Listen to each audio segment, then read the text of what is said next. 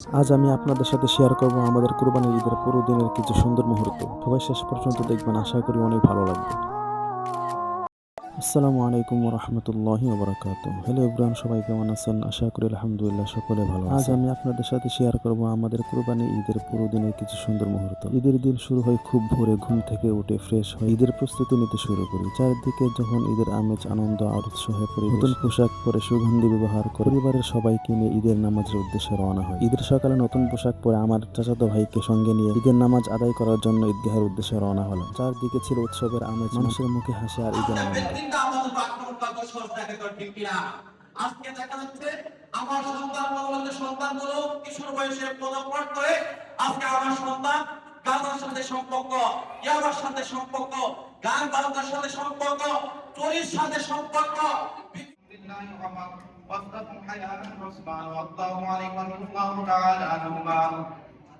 وفاطمة سيدة النساء وولده مغفرة ظاهرة وباطنة لا تغادر ذنبا.